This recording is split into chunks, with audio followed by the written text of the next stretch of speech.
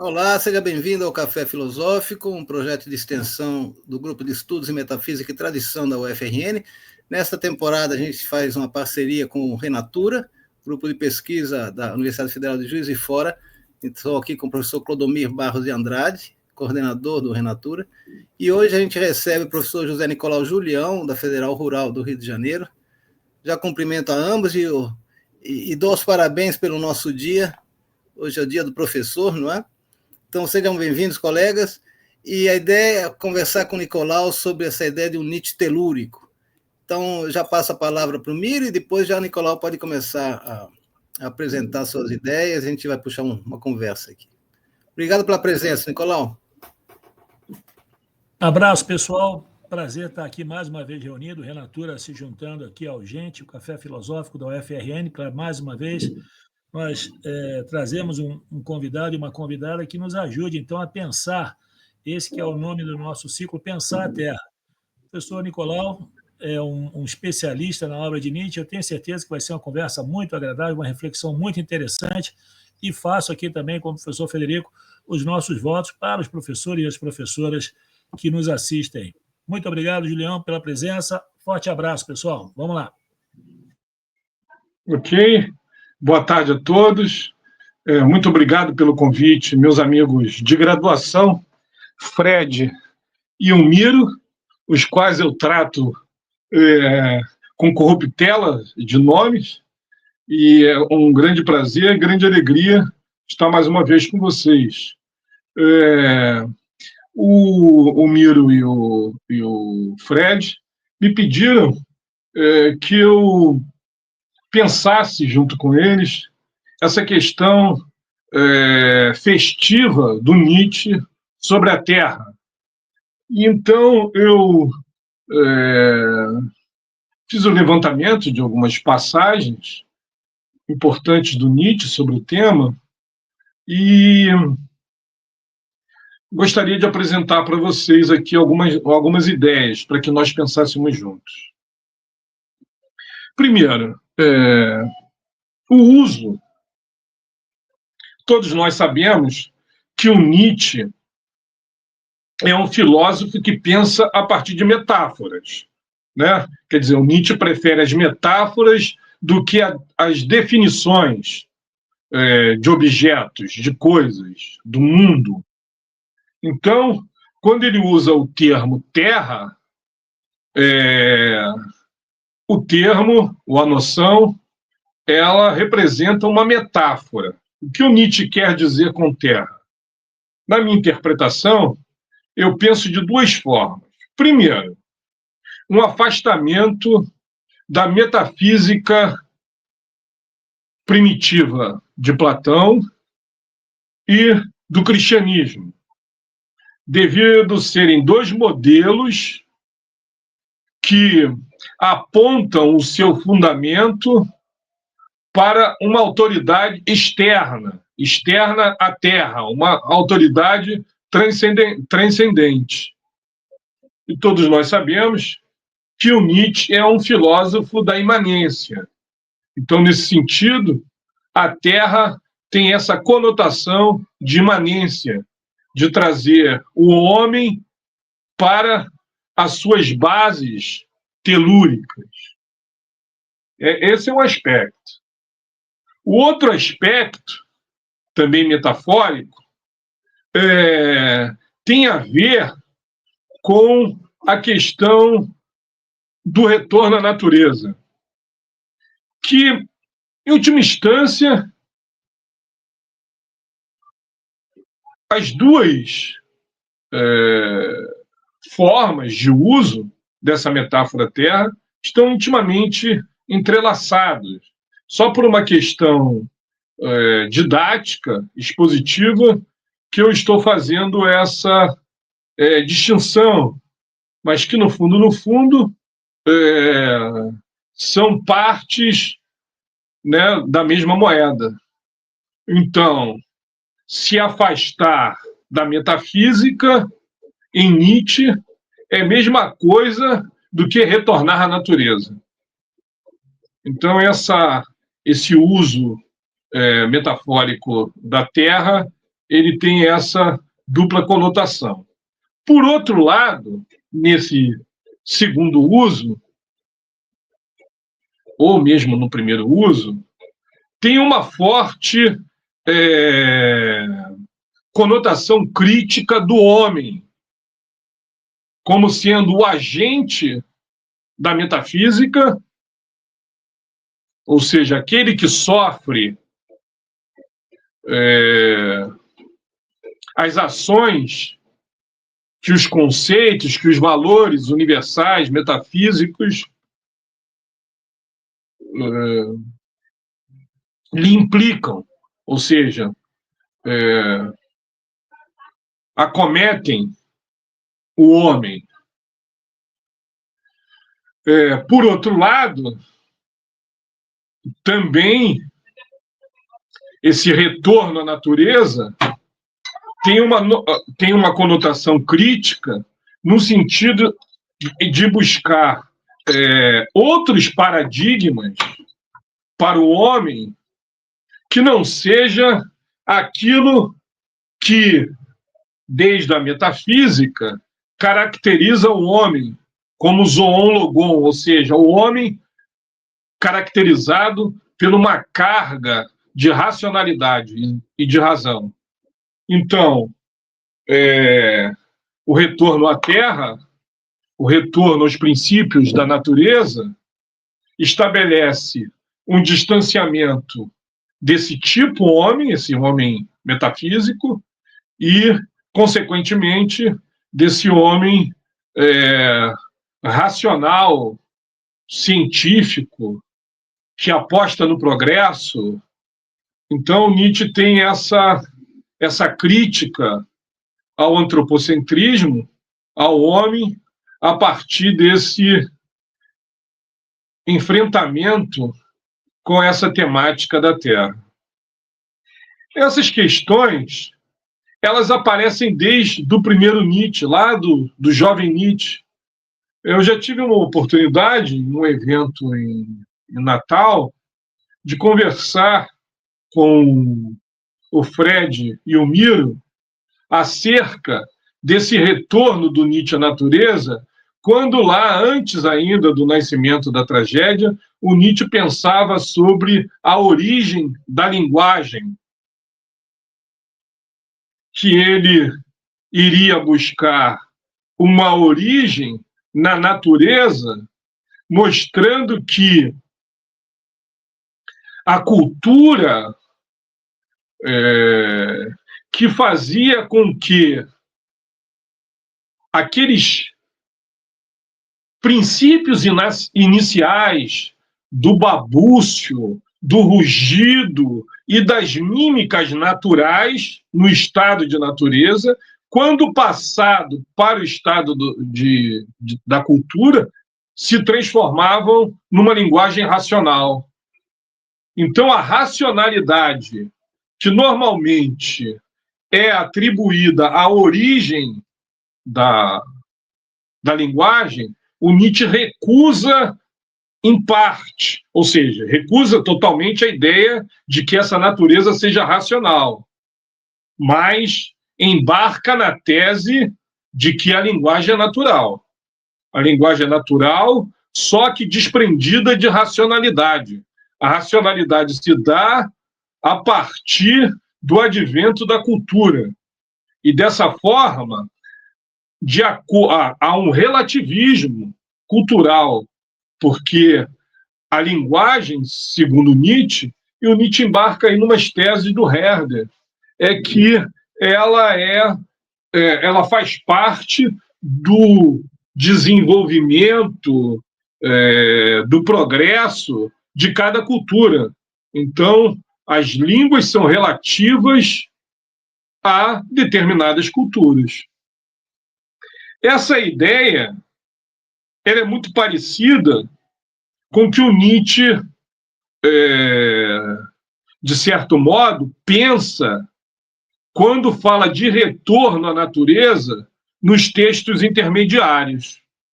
E eu estou pensando aqui, sobretudo, a partir da segunda parte de Humano Demasiadamente Humano, notadamente o Andarilho e a Sua Sombra, porque nesse texto o Nietzsche trabalha, além da ideia de um retorno à natureza, enfatizando o caráter telúrico do homem, ele passa a trabalhar com a metáfora do homem vegetal. Então vamos ver mais ou menos como isso funciona. No aforismo 189 é bom lembrar que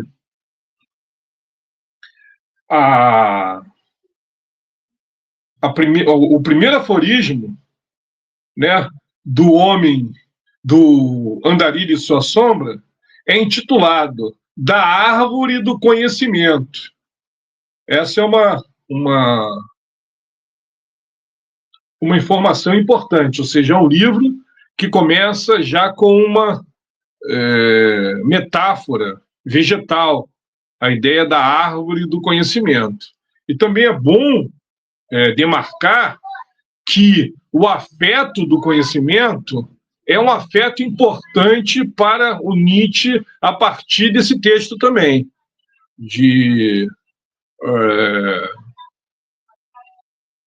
O Andarilho e a Sua Sombra.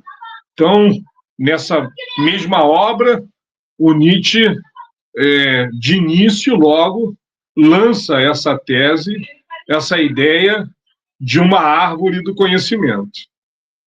No aforismo, agora eu remonto ao aforismo 189, do Andarilho e Sua Sombra, que o Nietzsche utiliza uma metáfora vegetal para expressar a tarefa que havia assumido para si mesmo naquele momento de produção filosófica, de contrapor-se à metafísica por meio de um procedimento científico, sobretudo fisiopsicológico. Então, o Nietzsche vai demonstrar como tal tarefa passa por uma mudança radical dos valores, por um esforço da disciplina, que são capazes de fazer da Terra o conjunto de estações de saúde. Isso Nietzsche fala já numa conexão no aforismo anterior, o 188. Ele diz, voltando ao 89, um terreno sobre o qual a humanidade possa se tornar uma árvore que cubra toda a terra. Então, para o filósofo,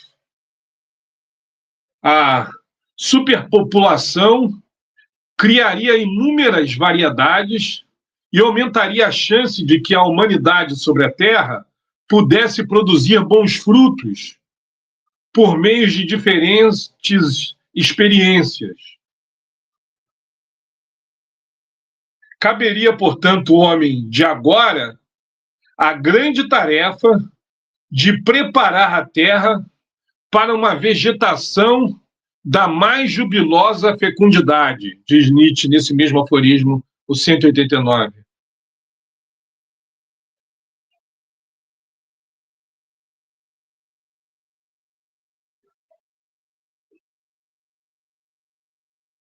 A ideia é de desfazer a razão de seus próprios erros, entre os quais está a crença na superioridade da racionalidade humana, que é contestada pelas chamadas coisas mais próximas, as coisas mínimas, as mais cotidianas, que são precisamente as coisas mais humanas, ou, para usar o título da própria obra, né, as coisas demasiadamente humanas, como o alimento, o clima, a respiração e tudo aquilo que aproxima o homem da natureza, na mesma medida que o distancia dos idealismos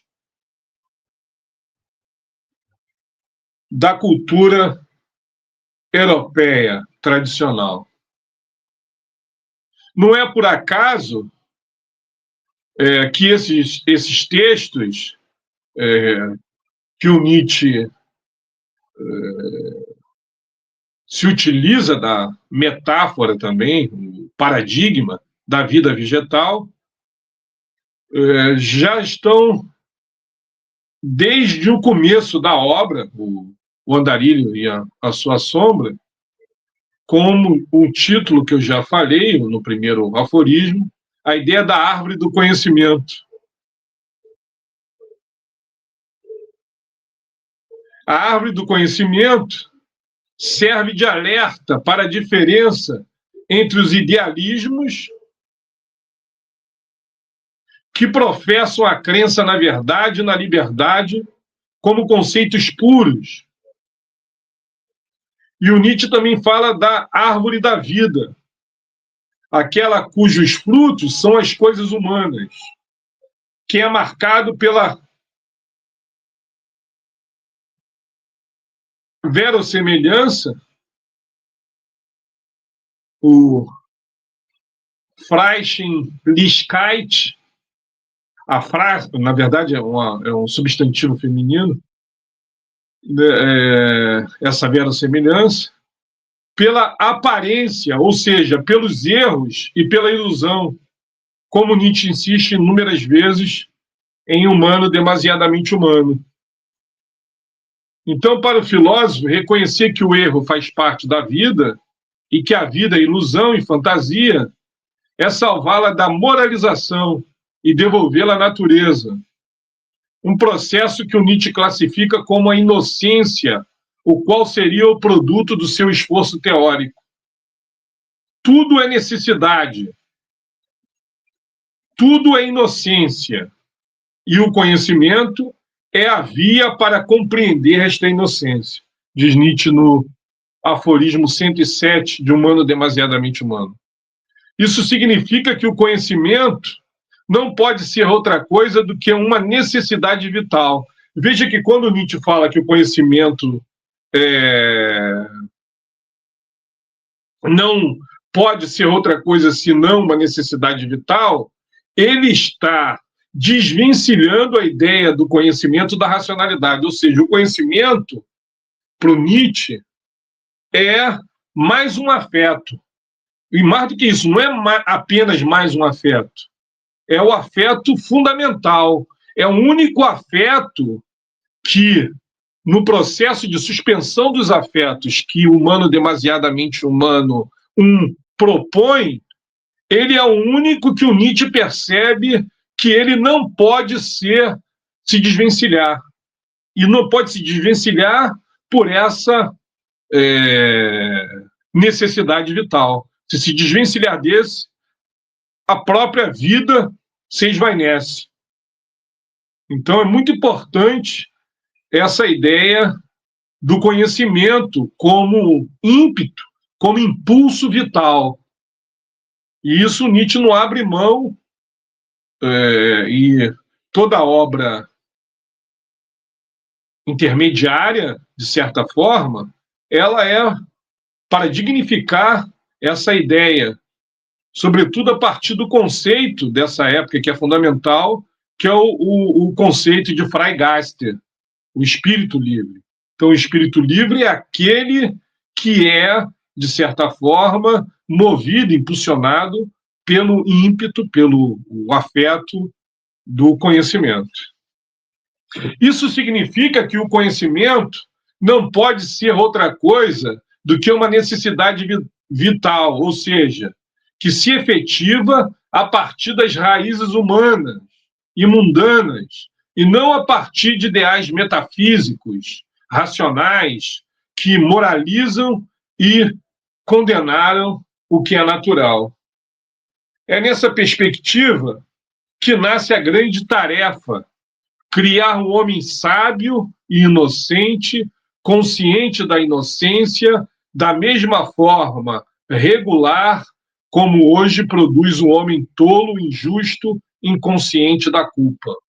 Ibidem, o mesmo aforismo de humano demasiadamente humano. Ou seja, criar, tal como ele diz posteriormente, num aforismo da época do Zaratustra, criar o homem especial como quem cultiva uma planta rara. Essa é a ideia, então, de cultivar o homem como uma planta rara. Essa seria a tarefa da própria moral, que deveria ser uma espécie de estufa para plantas, ou seja, um terreno de florescimento, de beleza, de criação. Assim, a necessidade faz par com a inocência e, consequentemente, também a liberdade se desvencilha do livre-arbítrio, que estaria entre os erros fundamentais que foram utilizados a favor da crença na superioridade do ser humano diante de todos os outros seres.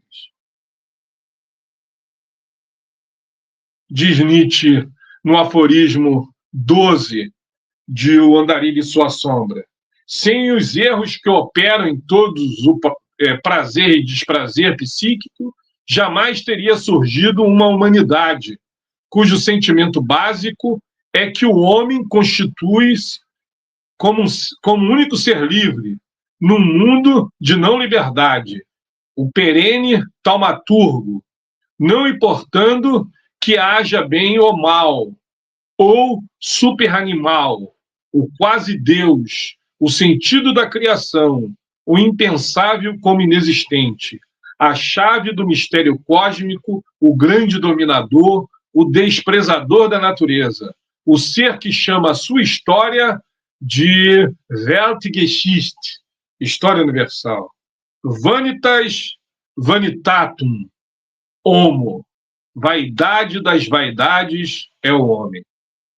A vaidade humana, por isso, é o pseudo-fundamento da crença na sua superioridade diante de todos os seres.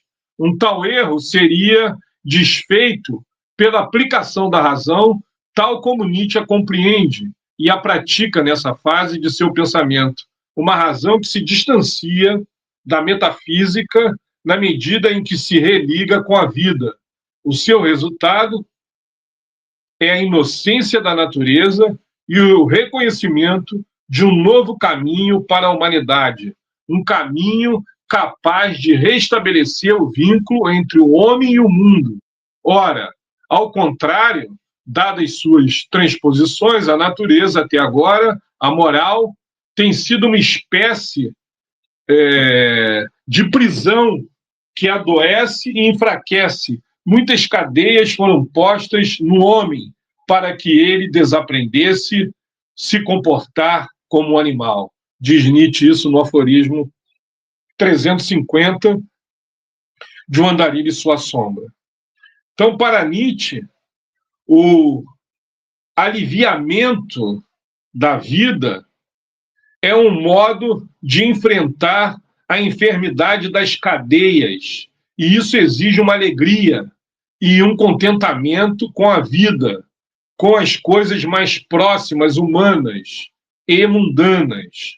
Só assim o homem poderá, afinal, celebrar a sua senha de outro, diz ele no mesmo aforismo: paz ao meu redor e boa vontade com todas as coisas mais próximas.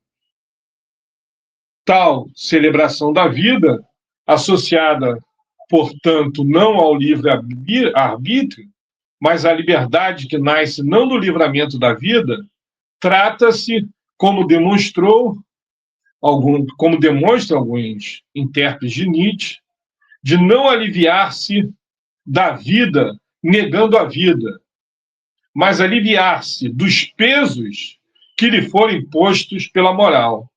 Assim, a metáfora da planta, como aquela que está, devido à sua imediatez de liberdade, uma nova planta, eine neue Gewächs, diferente de todas as até agora conhecidas, diz Nietzsche, no aforismo da época de Aurora. Como plantas novas, os homens também devem se tornar seres novos, na medida em que se capacitam a criar novos valores. Diz ele, Para Além de Bem e de Mal, parágrafo 44. O homem planta, de Franz Mensch, precisa, afinal, ser cultivada a partir da criação de condições adequadas nas quais ela possa se reproduzir e florescer. Essa é como assinala a comentadora, ela é inglesa, na verdade, que eu falei para vocês, a Vanessa Leme, que tem um trabalho que vai nessa direção de retorno à natureza a partir dessa ideia do homem vegetal. Inclusive, muito do que eu falei aqui, eu tirei de um texto dela, de uma coletânea espanhola. O texto dela se chama A Filosofia Vegetal, de Friedrich Nietzsche. Ela vem fazendo bastante sucesso nas pesquisas sobre Nietzsche com esses temas. É alguém que eu recomendei, inclusive, para que vocês pudessem consultar. Agora, todas essas questões, ela ganha valor imenso, sobretudo em Assim Falou Zaratustra, né? Em Assim Falou Zaratustra, tem a famosa passagem dos Transmundanos, aonde o Nietzsche fala que a Terra tem uma doença, tem pele, e que essa pele está contaminada, e que o vetor de contaminação, um dos vetores, não só o homem, é o homem.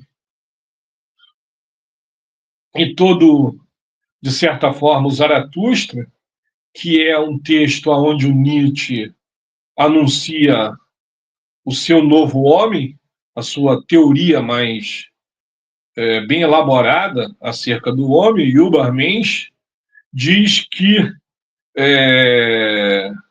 o super-homem, ou Übermensch, é o sentido da Terra. Então, eu acho que, a partir dessas ideias que eu trouxe aqui, a gente pode abrir para uma conversa. O que vocês acham? Ok? Eu percebo, com algumas coisas que eu li, que eu entendo do Nietzsche, estão muito próximos de alguns temas que o Miro vem pensando sobre os gregos. Lembro que no seu trabalho apresentado no colóquio que fizemos em Natal, ele trabalhou bastante essas ideias. A ideia de verdade, a ideia de planta, né, todas essas ideias do fíton, né, eu acho que a gente pode pensar a partir dessas conexões do Nietzsche com os pré-socráticos. Eu não fui nos pré-socráticos, nas interpretações do Nietzsche dos pré-socráticos. Evidentemente que lá tem muita coisa que influenciaram essa compreensão que o Nietzsche tem dessa relação terra, homem, planta em Nietzsche. Então podemos abrir aí para uma conversa. Obrigado, Nicolau, por essa abertura, essa conversa tão boa e tão instigante. Eu já passo a palavra para o Miro, porque ele foi citado, né?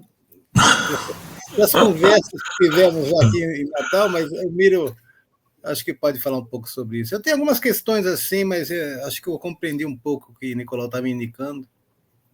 Eu achei muito interessante, porque eu queria retomar aquela exortação, Nicolau, que o Nietzsche vai fazer lá no início do Zaratustra, de sede fiéis à Terra, né? Exatamente no contexto dessa crítica à metafísica aí que você formulou.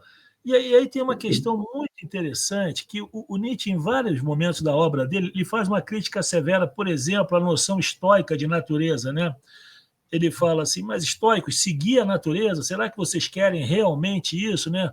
Não tem, eu acho que ele até usa a expressão, não tem nada mais gastador, mais pródigo que a natureza, né? Que gasta infinitamente os seus recursos. E também, você citou até o Rousseau aí, o Nietzsche também vai fazer uma crítica a esse suposto retorno a uma natureza russoniana, né, de um bom selvagem. Então, a questão que você foi falando e foi me despertando aqui o interesse seria exatamente: será que nós podemos encontrar no Nietzsche uma teoria geral da natureza? Eu pergunto isso porque, como você falou, quando ele apresenta a antropologia filosófica dele, a nova antropologia filosófica, esse novo homem lá no Zaratustra, todo e qualquer discurso do Nietzsche está profundamente imbrincado num contexto natural. Ele conversa com os animais, ele tem os seus animais, ele tem as suas plantas, o figo, ele fala do vento, das ilhas. Ele parece ser o homem natural, né? O homem que retorna à natureza. Mas eu sempre tive essa grande curiosidade de tentar entender que natureza é essa do Nietzsche, porque por vezes ele fala quase que num tom idílico do mundo natural, e por vezes ele faz uma crítica severa também às concepções históricas de natureza que nós tivemos na história da filosofia, por exemplo. E aí, eu não me lembro, não sei se é num adendo da genealogia da moral, eu não estou certo. Ele vai, num momento que ele vai falar de híbris, ele vai falar o seguinte: híbris é o que os engenheiros, por exemplo, fazem com a natureza. Então, às vezes parece que a gente está falando de uma natureza passiva que sofre esse impacto do ser humano, e às vezes ele se ressente de uma certa concepção idílica do bom selvagem, do mundo natural, e às vezes parece que ele está apontando para uma selvageria, mas que não é uma selvageria da violência, né? É uma selvageria no sentido de que você falou, uma selvageria inocente, né, de um cultivo de planta. Então eu queria te perguntar isso: será que dá para a gente identificar uma teoria geral da natureza em Nietzsche? Sim, sim, eu acho que assim, o Nietzsche, você tem razão, Miro, do ponto de vista de ter percebido que há no Nietzsche um certo dilema com relação a essa ida à natureza. Ou seja, quando Nietzsche valoriza a natureza, evidentemente ele não valoriza a mesma natureza tal como pensa Rousseau. A ideia de que os homens no estado de natureza são bons e a civilização e a cultura os tornam maus. Essa visão Nietzsche detesta, essa concepção. Nietzsche tem a ideia de que, primeiro, não existe avaliação no estado de natureza, não existe bem nem mal. No estado de natureza, o que existe é o homem desprendido de todos esses valores morais. A civilização, a cultura, é ela que impõe valores. É ela que diz que é bom e mal. Então, o que o Nietzsche vai propor, o Nietzsche não é apenas um naturalista, vejam bem. A ideia do Nietzsche é ir à natureza, primeiro, para desvencilhar essa ideia de que na natureza exista um caráter, vamos dizer, racional, natural, que transforma o homem em homem bom, que um homem, no estado de natureza, ele, quando entra no estado de civilização, o Nietzsche não pensa dessa forma. Muito pelo contrário, Nietzsche é um naturalista, mas também muito parecido com outros autores. O Nietzsche tem uma visão hobbesiana, muitas das vezes, que a ideia do contrato ele surge no estado de civilização como uma conservação, embora o Nietzsche vá criticar a ideia de que o princípio de conservação seja o princípio determinador da humanidade. Ou seja, a ideia de que a conservação, o princípio de conservação, é um princípio fundamental, abstraído de uma certa racionalidade natural que faz com que a civilização assim sobreviva. Então ele vai criticar essa ideia no Hobbes, vai criticar essa ideia no Spinoza, a ideia do conatus como um princípio de conservação, vai questionar essa ideia no Darwin, a ideia de a evolução como um princípio de conservação das espécies. Então, Nietzsche, sobretudo depois dessa fase, logo imediatamente depois dessa fase, em 81 e 82, começa a elaborar a ideia, a doutrina da vontade de poder.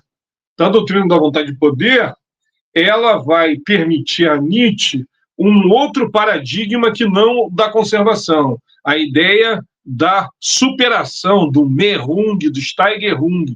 E essas ideias de que o princípio genético de tudo que é um princípio dinâmico, superlativo, aumentador das potências, ampliador das capacidades,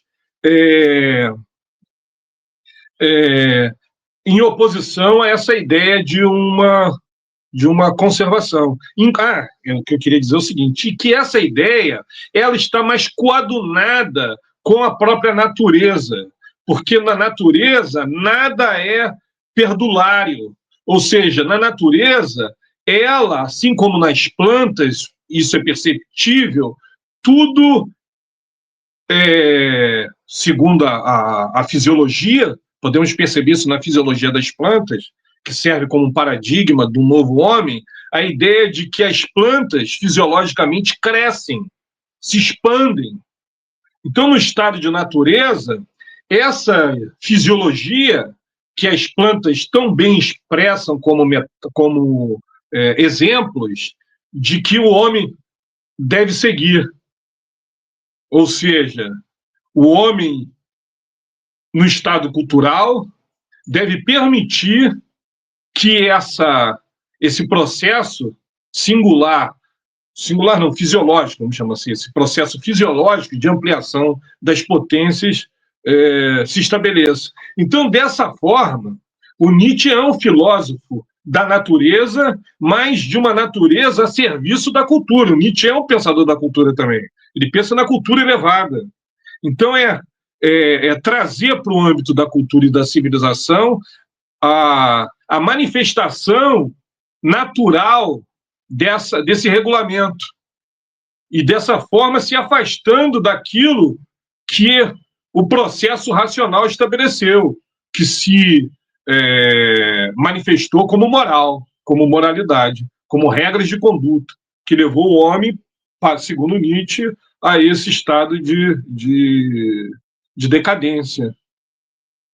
Eu não sei se eu fui bem na minha eu não estou considerando isso aqui como resposta e pergunta, eu também não estou respondendo, eu estou pensando com as suas ideias, entendeu? Então, como que eu penso isso? Porque Rousseau, para o Nietzsche, por exemplo, é um filósofo que enaltece impulsos do homem fraco.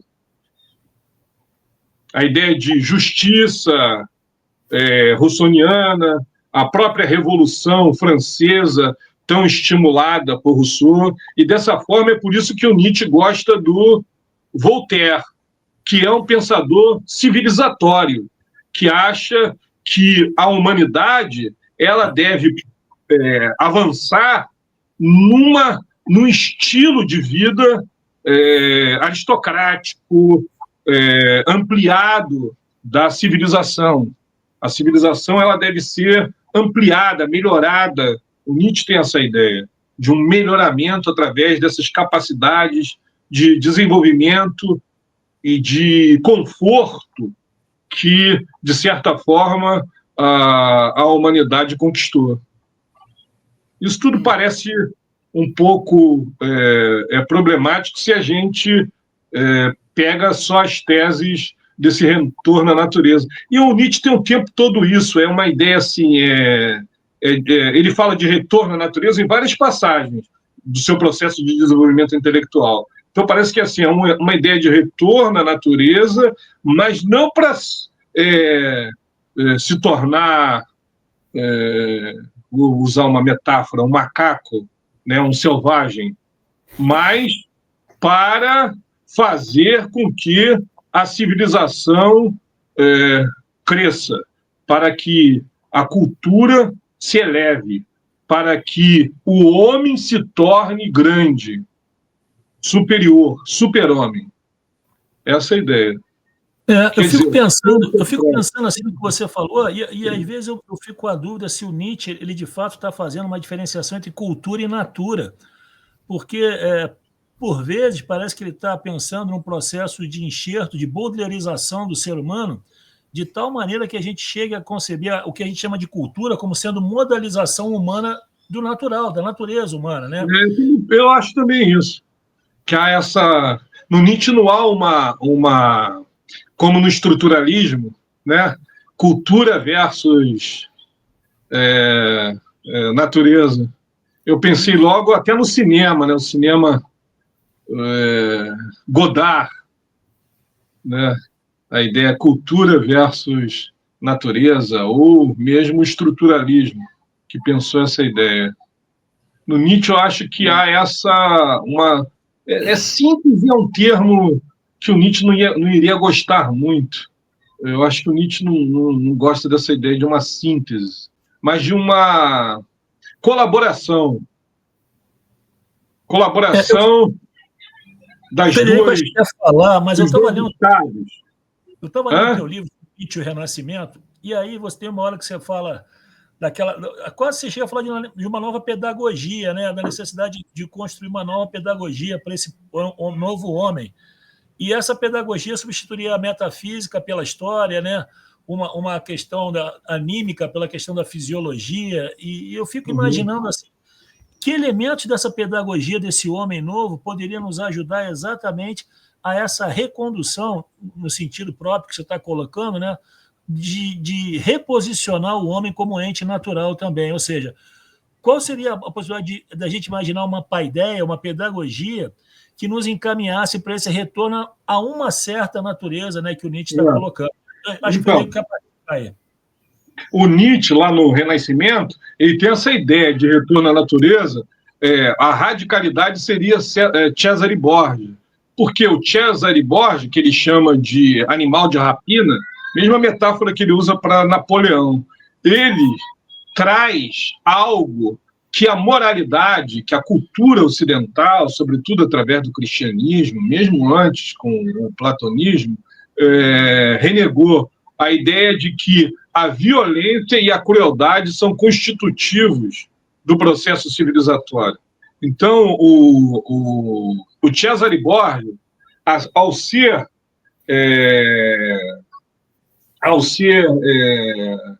imputado com essas virtudes, que a gente chama de virtudes, ele é a expressão maior de um estado de natureza selvagem sendo, vamos dizer assim, ativado em pleno Renascimento. E que a leitura do Nietzsche do Renascimento, o Nietzsche tem uma leitura prosaica, muito influenciado pela interpretação do Burckhardt, mas ele também tem uma leitura que, mesmo que foi a interpretação do Burckhardt, que de certa forma lhe inspirou, é uma formulação que o Burckhardt faz sobre a possibilidade do Cesare Borgia se tornar papa. Então, essa ideia, o Nietzsche e o Cesare Borgia, no final, diz assim, não, mas não seria possível, pois ele é um grande assassino. O Nietzsche adorou essa ideia, porque isso seria a maior expressão da possibilidade da superação dos valores cristãos. Cesare Borgia, um cruel, violento, sentado no trono do Papa, no lugar do bem, da paz, do amor, que o cristianismo tanto prega. Tem essa ideia, você vê que há uma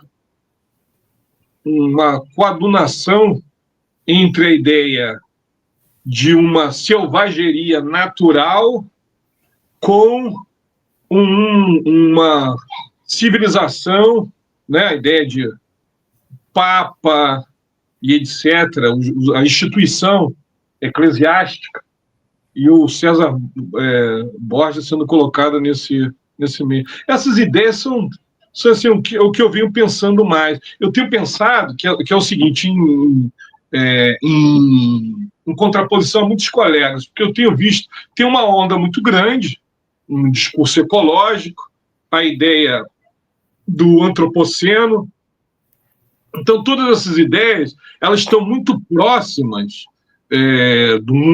da atualidade, e o Nietzsche dá margens, porque o Nietzsche pensou com essas metáforas. Não que o Nietzsche fosse um ecologista, o Nietzsche não estava pensando em ecologia nenhuma, evidentemente. O Nietzsche é um pensador do seu século, mas ele, de certa forma, abriu, né, criou uma abertura para se pensar essas questões atuais. E eu estou numa outra vibe, que é o seguinte, o que me interessa é aquilo que é o humanismo cultural, Renascimento e Iluminismo.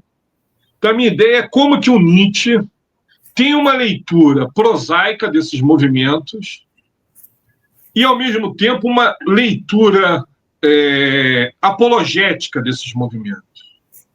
E,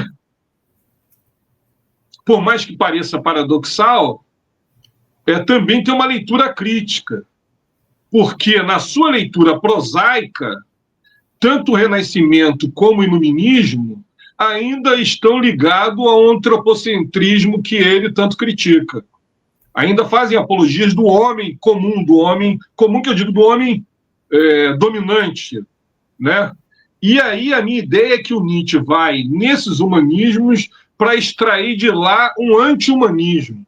Então, Cesare Borges, do ponto de vista do Renascimento, e Napoleão, que eu tenho que fazer um esforço maior para inseri-lo dentro do Iluminismo, porque o Napoleão ele só pode ser inserido dentro do Iluminismo numa leitura prosaica que Nietzsche faz do Iluminismo. O Nietzsche tem uma leitura do Iluminismo em dois sentidos. Quando ele critica, ele associa o Iluminismo à Revolução Francesa.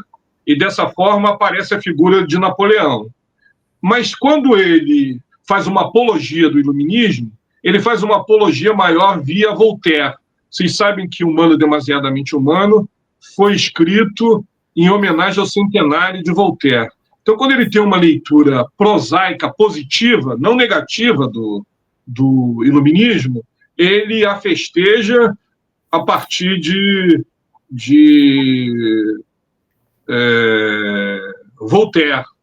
Mas eu estou mais interessado agora, nesse movimento que eu estou escrevendo sobre isso, é de mostrar que, inclusive, vou apresentar um trabalho sobre esse tema num colóquio que vai ocorrer na Bienal, a 5ª Bienal da Hypernietzsche, que é uma rede internacional de estudos sobre Nietzsche, talvez a rede mais importante sobre a pesquisa Nietzsche. Ela envolve pesquisadores franceses, italianos, americanos, latinos-americanos, com bastante brasileiros. E a minha ideia é essa, então, mostrar como Nietzsche valoriza algo do homem numa posição anti-humanista do humanismo. Entendeu? Então, resgatar esses elementos que são naturais, que o Nietzsche, em última instância, está valorizando do Cesare Borges e do Cesare Borges e do Napoleão, são o caráter virtuoso daquilo que a moral condena, a violência e a crueldade. Essa é a ideia. Deixa eu aproveitar esses últimos minutinhos para fazer algumas perguntas ou alguma coisa para falar aqui. O tema da temporada é pensar a Terra. Então, pelo que você nos apresentou, Nicolau, ficou muito claro que essa superação, o abandono, a recusa da metafísica histórica, ela conduz ou ela se dá simultaneamente com o retorno à natureza. Podemos entender que essa natureza seria a Terra, aqui pensada. E aí você menciona que esse retorno à natureza, mas eu me pergunto, vamos retornar à natureza. E a imagem que você coloca como o homem vegetal, por exemplo, né, me lembrou muito a expressão de um poeta que o Heidegger cita na Serenidade, que é o Hebel, e ele fala, somos plantas. Então, essa ideia. Aí eu fico pensando, o retorno à natureza não é propriamente uma experiência como Thoreau teve, não, Miro? O Miro pode falar depois sobre isso. Não é exatamente isso. Eu não sei se esse retorno à natureza é uma aproximação de algo que pode evidenciar o caráter da vida, enquanto vida, como vontade de poder também, e que retornamos à natureza, mas para a partir daí podemos fazer uma experiência de vida outra, que no caso do ser humano seria a própria arte, não? Exatamente. Seria a arte no sentido da criação, né? De ter viver a ideia de uma bela vida, né? Uma vida bela. Essa ideia eu acho que está bem presente no mundo, sem dúvida. Nietzsche fala de força plástica, né? Só mais uma coisa só, que é esse caráter de inocência que você fala. Porque é curioso, porque você fala em metáforas e tal. O Nietzsche se vale de metáforas que estão nas primeiras páginas da Bíblia, né? A árvore do conhecimento, a árvore da vida, mas com um sentido que a gente pode até... Outro. É outro. Mas essa ideia de inocência é que e a imagem da criança que aparece no Zaratustra, eu falei, assim, é um sem culpa, mas essa culpa não tem nada a ver com a moral mais, né? Sem culpa quer dizer sem moral.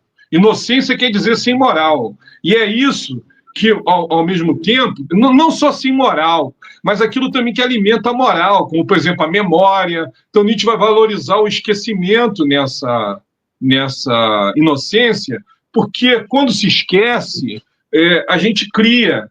Quer dizer, a inocência, o esquecimento, eles estão intimamente ligados à ideia da criação, da elaboração de algo, né, que ficou na falta de memória. Então, na falta de algo, então se cria. E o Nietzsche inclusive, essa ideia que eu tenho da história criativa é isso mesmo. Por exemplo, quando o Nietzsche interpreta o Renascimento dessa forma, é uma forma totalmente criativa. Ninguém foi valorizado do Renascimento, quando estuda o Renascimento. Cesare Borgia. O Cesare Borgia até tem uma importância lá para o Maquiavel. O Nietzsche cita da importância do Maquiavel por ter valorizado o Cesare Borgia, mas é uma questão peculiar do próprio momento. Cesare Borgia é um contemporâneo do Cesare Borgia. Se você pegar o Napoleão, Nicolau, e o Napoleão, só para contribuir, e o Napoleão do Nietzsche tem muito a ver com o Stendhal também, ou seja, a questão técnica, o Nietzsche, né? Leu a biografia não só o Stendhal, mas o Nietzsche também leu outros autores da época que escreveram sobre Napoleão. Tem a ver com essa ideia. Também, né? O próprio César, o Nietzsche várias vezes vai falar que César foi um animal magnífico, né? Ou seja, essa questão da animalidade ela é decisiva, né? Sim, por causa desse caráter natural, né? A animalidade cria esse link com o natural. Bom, muito bem. Agora, olha, acabando o tempo, eu vou te passar a palavra, Nicolau, e para o Miro também, só fazer aqui uma propaganda desse livro que o Nicolau publicou ano passado, foi, Nicolau? Me parece. Saiu no início do ano passado, mas foi 2023, final de 2023 e início de 2024. Pronto, foi isso. Você quer concluir então, Nicolau? Porque a gente já está mesmo já. Não, eu quero concluir. Eu quero agradecer pela oportunidade da gente fazer esse bate-papo. Eu realmente estou agora com o tempo expirando, porque eu vou dar aula a um lugar 1h30 da onde eu moro, né? Então eu tenho que sair daqui às 4h. Não, a gente agradece muito a presença, Nicolau. Foi muito legal. E espero que a gente possa Mas vamos retornar. Vamos retornar essas conversas. Isso é importante. A gente pode fazer grupos, né, de estudo, podemos marcar o horário dessa forma online hoje em dia, é uma maravilha. Miro, você está... Agradecer mais uma vez, essa oportunidade. Foi um grande bate-papo. Nicolau, acho que ilumina questões de uma perspectiva muito nova, diferenciada, interessante. E estamos aqui. Agradecer, Frederico, mais uma vez, e estamos na área. Obrigado, Nicolau. Forte abraço. Um abraço, querido. Um beijo para todos. Um abraço, Nicolau, Clodomir. E você que está assistindo, se inscreva no canal, receba notificações de novas gravações, novas conversas. Até mais.